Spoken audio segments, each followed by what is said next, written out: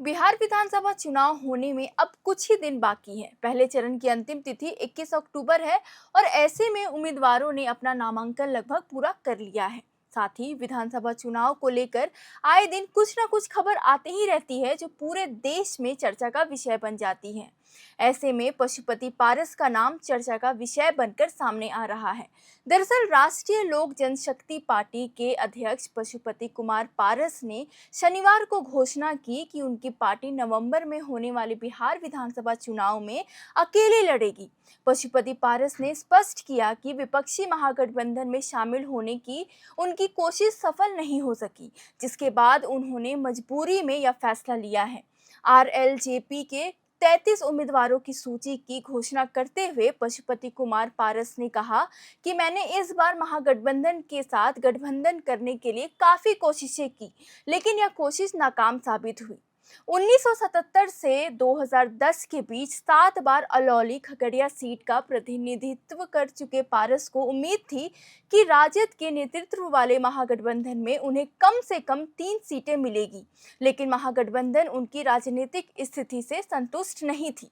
लोक जनशक्ति पार्टी के संस्थापक रामविलास पासवान के छोटे भाई और पूर्व केंद्रीय मंत्री पारस ने 2024 के लोकसभा चुनाव के कुछ ही महीनों बाद भाजपा के नेतृत्व वाले एनडीए से नाता तोड़ लिया था।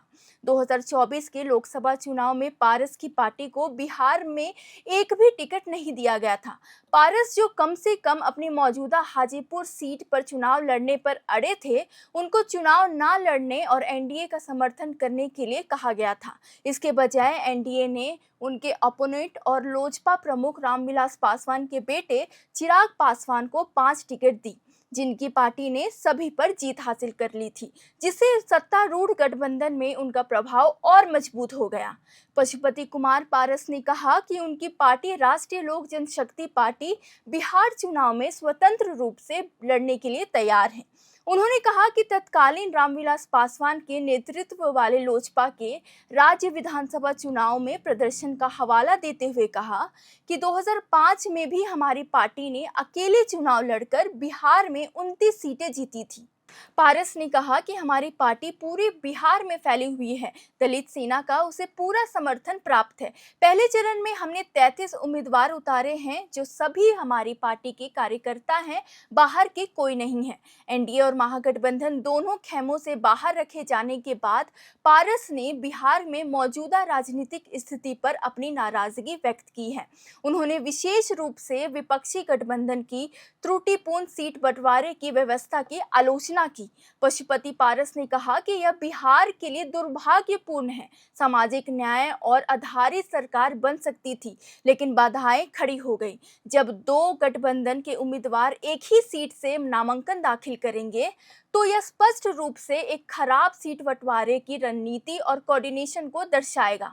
उन्होंने लालगंज, हाजीपुर और वैशाली सहित विभिन्न निर्वाचन क्षेत्रों में महागठबंधन के सहयोगियों के बीच दोस्ताना लड़ाई के उदाहरणों का हवाला देते हुए ये सारी बातें कही। बता दें, अक्टूबर 2020 में रामविलास पासवान के निधन के बाद चिराग के नेतृत्व वाली लोजपा ने उसी वर्ष बाद बिहार में विधानसभा चुनाव अकेले लड़ने का फैसला किया था, जिससे एनडीए से नाता टूट गया था। हालांकि पार्टी ने केवल एक सीट जीती, लेकिन इसने कई निर्वाचन क्षेत्रों में जेडीयू की संभावनाओं को नुकसान पहुंचाया था।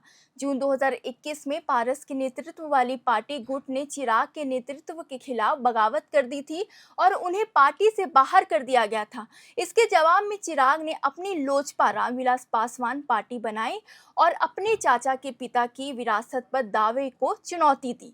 2024 के लोकसभा चुनावों से पहले चिराग एनडीए में वापस आ गए थे, जिसने पारस की बजाय उनके साथ तालमेल बैठाना ज्यादा पसंद किया था।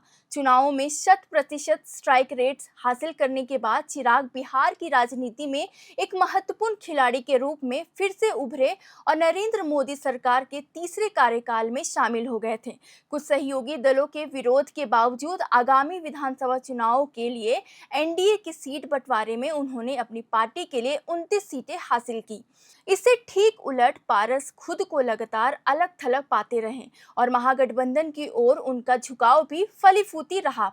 रामविलास पासवान के राजनीतिक उत्तराधिकारी होने के अपने दावों के बावजूद पारस चिराग की राजनीतिक पूंजी, मीडिया में उनकी उपस्थिति या चुनावी प्रदर्शन की बराबरी करने के लिए संघर्ष करते रहे। तो कुल मिलाकर पशुपति पारस अब बिहार विधानसभा के चुनाव में अकेले दावेदारी खेलेंगे।